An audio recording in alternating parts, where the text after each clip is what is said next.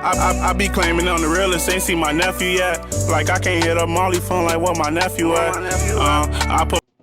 What's the way to his budget? I'm Master Video, man. We got a massive changes coming to the NBA, man.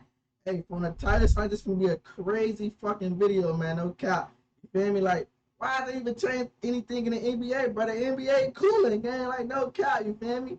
And I ain't gonna lie to you, it is a lot of shit going on in the NBA too, though. You feel me? From like this all season been probably the crazy all season ever. Like, no cap. You feel me? Like, I ain't gonna cap to you. I ain't been seeing like some crazy shit, some crazy trades. Some crazy, like, people go to crazy teams, like, people that you thought, like, never leave a team and go to a crazy team like Fred VanVleet. Like, who would have thought he'd ever lead the Raptors and go to the fucking, the Houston Rockets, gang? Like what? Like, why? Like, what the fuck is over there, gang? And, you feel me? Like, it's a lot of shit going on, you feel me? Dane just requested a trade out of Portland. I just heard that shit earlier, like, you feel me? Who the fuck thought Dame would want to leave Portland from out, like, you know? Shit, he been going on like Broski left that bitch 5 years ago. Like, no cap, you feel me? On Broski, man. But hey, before we get to the video, man, make sure y'all like, comment, subscribe. Put that subscribe button, give me the 500 subscribers, man. We super locked in on YouTube, man. No cap. On Broski, my subscribe button, give me to 500, Joe. Like, no cap. Broski, man, we going crazy, man. On Broski, follow all the links in my description, man. Follow my Twitch. You super locked in on Twitch. You know, 290 days straight of screaming, man. No days off, no days missed. On Broski, man. But hey, man, you're putting into this crazy video, see what they turn out, man. Cap.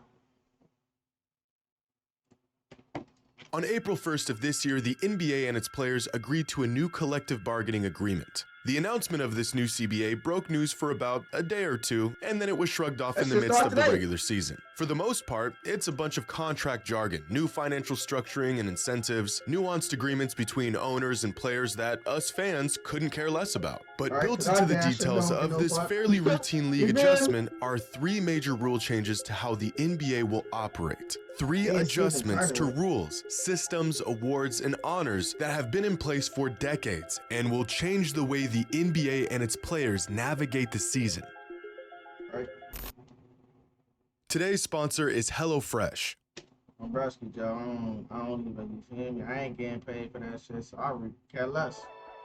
You feel me? I ain't getting paid for this shit. Coming into effect starting with the 2023-2024 NBA season, the league has a new CBA. Among the slosh of financial mumbo-jumbo that I couldn't give a rat's ass about, there are three major changes taking place from this season forward. The first one is a new rule regarding the minimum number of games a player must play to receive individual awards and or be eligible for all NBA team selection. Previously, this threshold was 58 games, or about 70% of the season. But under the new CBA rules, a player now must play at least 65 games in a season to qualify for all awards and honors. The overarching goal of this change being to reduce the amount of load management around the league. And surely, this change will do just that. Over the last 3 seasons, of the 45 players who were selected to an All-NBA team, 15 of them wouldn't have even qualified under the new rules. In fact, LeBron James would have missed the cut in all of the last 3 seasons. No, Joe, hell no, Joe, they capping, Joe. Man, LeBron, Joe, you feel me? That's LeBron James. You know, Broski, Joe, you feel me? My boy LeBron, he old as hell. What they wanted to do. At least he's still in the league, giving y'all, you feel me? Like, motherfuckers want to watch him and shit. That's the only reason y'all shit going crazy. You know, Broski. But look, that's LeBron James, though. You feel me? He old. Like, he getting old. So what y'all want to play 82 games straight? You feel me? That shit not going to work. Shit not going to happen, you know, Broski. And he's still going crazy. So what's the problem? You feel me? Like, that shit crazy, Joe. Superstars not playing enough games over the course of 3 seasons may not sound like much, until you realize that in the previous 19 seasons combined, only 15 players made all NBA teams without playing at least 70% of the season. A requirement that pushes for about 10% more games played throughout a season for every superstar around the league may have a larger impact on the game than you would think. Which leads Ben Rohrbach of Yahoo Sports to beg the question, is it worth squeezing a handful more games from these stars to risk rewarding less prestigious candidates? Yes, absolutely. And this I'm swirling in the strawberry. Or don't you wanna take a ride on a tic-tac? Like, bro. minimum game requirement will also be in effect for individual awards, such as the MVP, Defensive Player of the Year, Rookie of the Year, and so on. The minimum game requirement here... That's like, it's good but bad at the same time type shit, you feel me? Because, like what if a motherfucker get hurt type shit? You feel me, chat? Like, what if a motherfucker get hurt? They out from... I'll probably say, say they going to league, they going crazy for like the first 2 weeks type shit, and they get hurt. They don't come back into the All-Star break, and they go, but after the All-Star break, they go even crazier type shit, like, and then they just got a motherfucker under them that's like, he going crazy, but he just like real average type shit, you feel me? Like, say if a motherfucker come in the league, they averaging 20 points per game, like a rookie, they averaging 20 points per game, and then they get hurt, and then they come back and they start averaging 30 a game, right? But then the motherfucker that's under them, that's averaging like, probably like 17, right? And he played more games and he go win that shit over him. Like, he really going crazy after the All-Star break just not to win shit type shit, you feel me? That shit really ain't gonna be fair type shit, but it is at the same time type shit, but you don't never know, motherfucker can't stay healthy in the NBA, chat. Like, I don't know, bro. That was probably, it's a dumb change, but I don't know. Here will have less of an effect on the league since voters are already in a silent agreement that in order to be the best at anything, you have to play most of the games. This is the exact reason why, excluding shortened seasons, there's only been 2 MVP recipients that played less than 70 games since the league moved to the 82-game schedule in 1968. Bill Walton in 1978, and Joel Embiid just this past season. But still, we will inevitably see this new rule begin to change the way stars around the league navigate each season. Over the past decade, here are award winners that, under the new rules, wouldn't have even been eligible. Damn, that's tough. So Kawhi Leonard would have lost to Draymond Green. Rudy Gobert would have lost to AD. LaMelo would have lost to Anthony Edwards. John Moran would have lost to DeJounte Murray, and Jaren Jackson would have lost to Brook Lopez.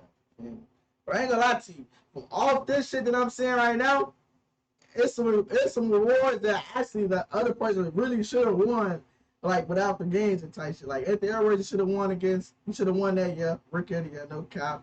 Anthony Davis should have won that year, Defensive Player of the Year. Like, you feel me? That's really it that I can see, like, no cap.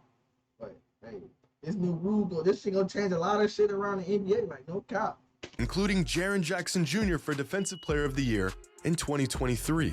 Now, the one caveat to this rule change is that there will be exceptions under specific circumstances. For example, if a player has a season-ending injury, the minimum game requirement will drop from 65 to 62 games. Also, any game where a player plays at least 20 minutes will count as a game played.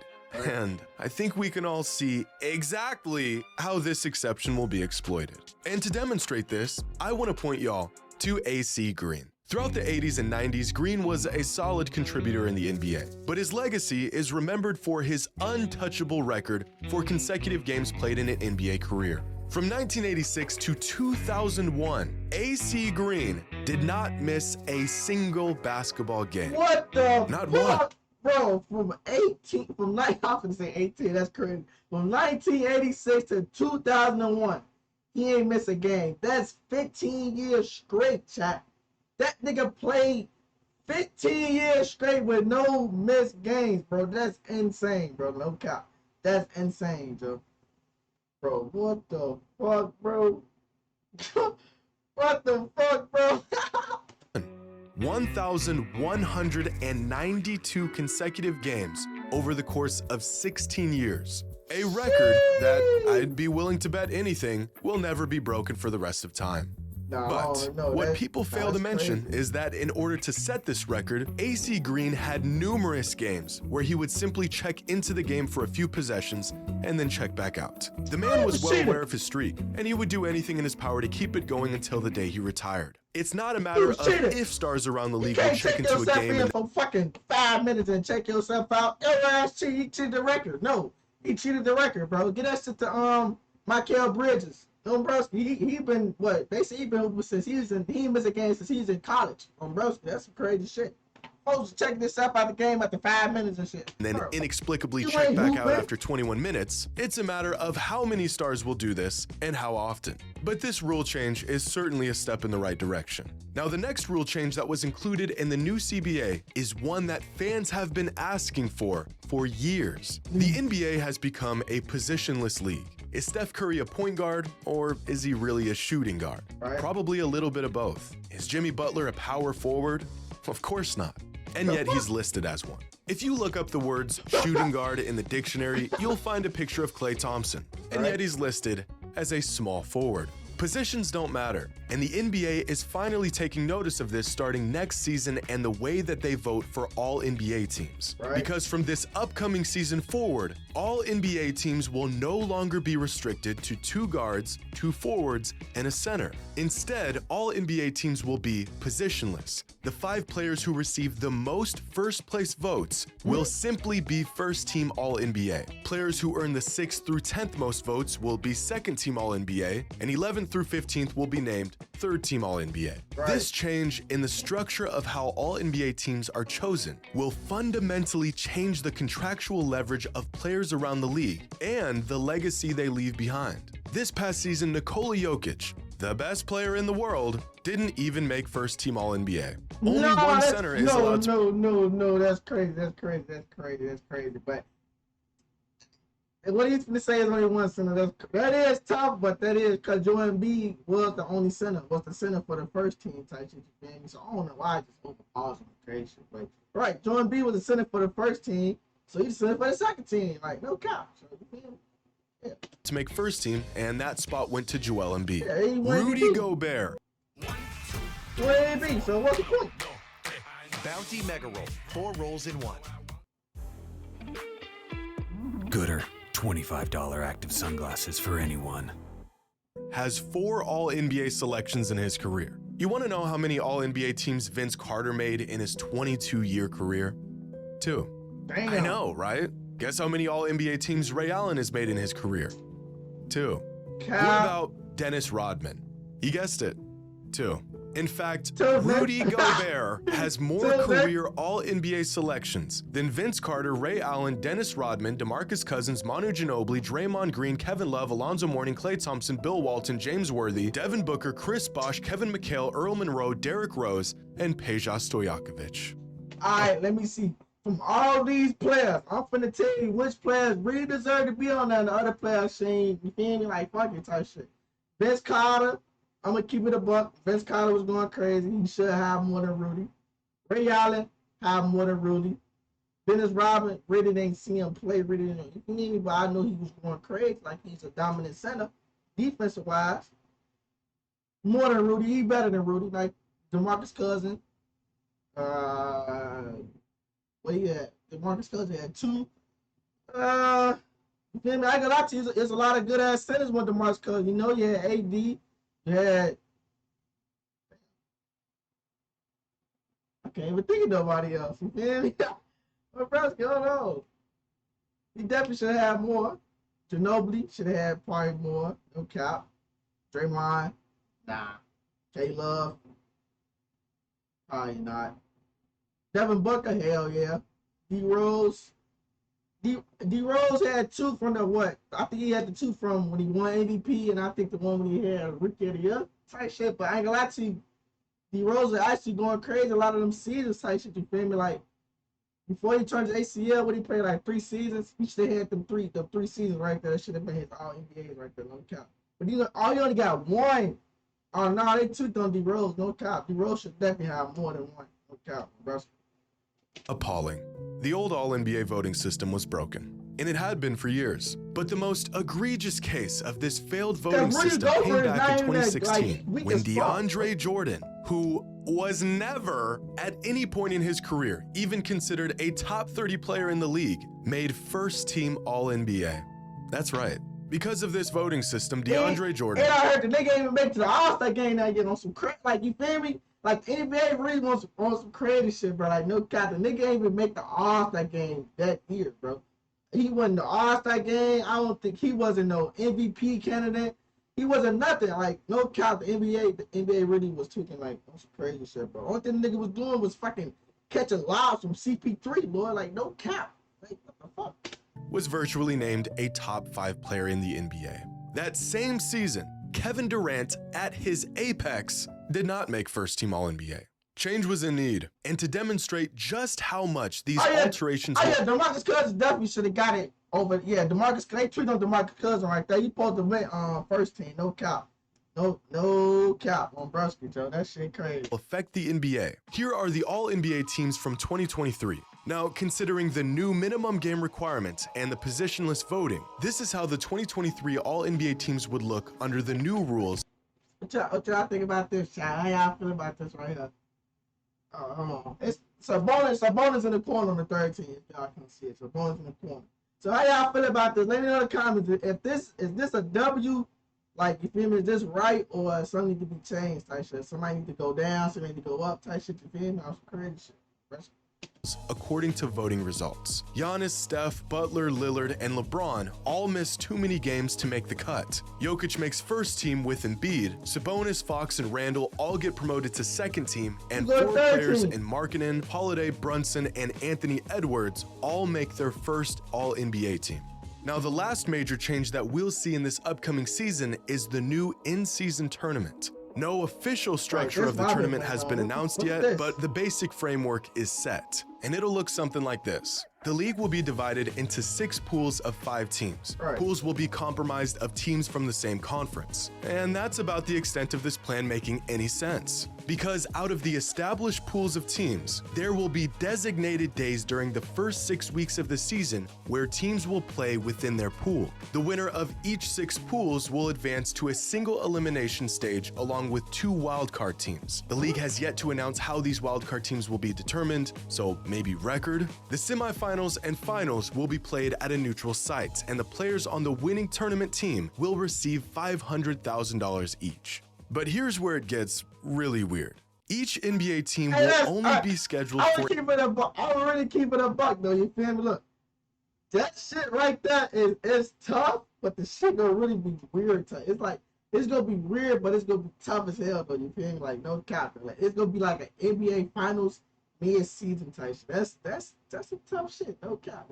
I fuck with that, no cap. I fuck with it. At first I was looking confused, like, what the fuck really gonna happen type shit, but then I see, like, yeah, that shit for 80 games on the season. Teams that do not advance to the knockout round of the tournament will have 2 games added to their schedule, and the teams that make the final round of the tournament will play 83 total games. So let me get this straight. This new in-season tournament will affect the scheduling of the regular season. It will have qualifying rounds built throughout the season. It will lead to some teams playing more games in a season than others, but most importantly, I don't know if anyone's even gonna care. The teams that are already good might not care about the in-season tournament because they have bigger goals. And the teams that have no chance at contending for a championship and might care to win the tournament probably won't have a shot. I think the single elimination format could work in favor of less capable teams, but are the title contenders for the postseason not also the same teams that will be favored to win the in-season tournament? Will the rich not just get richer while bad teams continue to have no shot at winning anything over the last... Bro, you gotta understand, bro. That's their fucking problem, bro. It's just get fucking good. Like, it's nothing else. Like, you just gotta get good. You wanna beat the best, you gotta be the best, goddamn it. Like, no cap, you feel me? Just, like, come on now, bro. Like, that shit don't even matter, bro. Last decade, the NBA has added a handful of new awards that players can win throughout the season. The Hustle Award, Teammate of the Year Award, Clutch Player of the Year, Eastern and Western Conference MVPs. These extra awards get more players and fan bases involved. But if we're being completely honest, no one really cares about these additive accolades. No cap. Who won the Hustle Award in 2020? Who won the Teammate of the Year Award in 2021?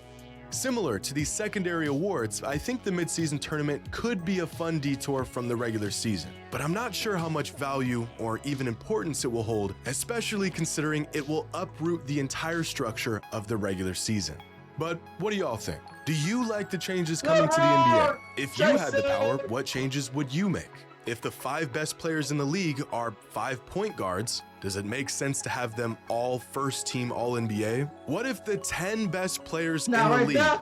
I got you right there. I really changed that for real. Because it really be like, But you gotta really look. It's not an all team starting lineup. It's an all team NBA. You feel me? All time NBA. If I said this shit right, I don't know if I said this shit right. Yeah, it's not a starting five. It's just a team. So if you want to put, if a point guard going crazy, you feel me? You get that starting spot. If two centers going crazy, Jokic and Embiid going crazy, get them the starting spot. Like, you feel me? Like, there's no point for you to have just like with that DeAndre Jordan. That's really like, man, that shit messed me up, Joe. Cause it's like, how you gonna put him a top 5 center of the NBA and the nigga ain't even make the All-Star game, Joe? Like, the nigga he ain't make the All-Star game. He won an MVP candidate. I don't think he won no awards that season, but you make him top 5. Just because you had DeMarcus Cousins down there too, but you still, like, you feel me? Like, come on, it's way more centers in the league that was better than him, bro. Like, no, the nigga would just catch a lob from Chris Paul and catching bodies. He wasn't doing nothing crazy. All play less than 65 games. Would it really make sense to have the 11th most valuable player in the NBA win the MVP? How does Rudy freaking Gobert have more All-NBA selections than Vince Carter? Let me know your thoughts in the comments below. And as always, until next time. Yeah, I ain't gonna lie to you, they really need to change that. Like, no cap, it'd be a W shit. Like, no cap, if they change it, it'd already be a W. Broski, man, because it's a lot of shit that's going around in the NBA. Like, a lot of people shouldn't won these awards type shit. You feel me? Like, that really go for shit, bro. Four all-time game, the nigga not even, bro. He fucking suck, bro. Like, only thing that the nigga good is for his defense. The nigga not good, Joe. Like, no cap. Broski, Joe. So, yeah, they definitely need to change that on Broski, because he shouldn't have won no 4 over Vince Carter, over Ray Allen. You know? Come on now, chat. Y'all got to agree with me on Broski. Hey, man, make sure y'all like, comment, subscribe. Let me know how y'all feel about this video. Let me know what y'all think about this video. What y'all think will be the best change, and what y'all will change if y'all had the power to. No cap, you feel me? But, hey, man, I'm going to catch y'all boys in this video, man. No cap. Still don't need to send that boy a prayer, Molly blicking on couch. JD, you with me right or wrong? If you see him, know I'm not. I be claiming on the realest, ain't see my nephew yet. Like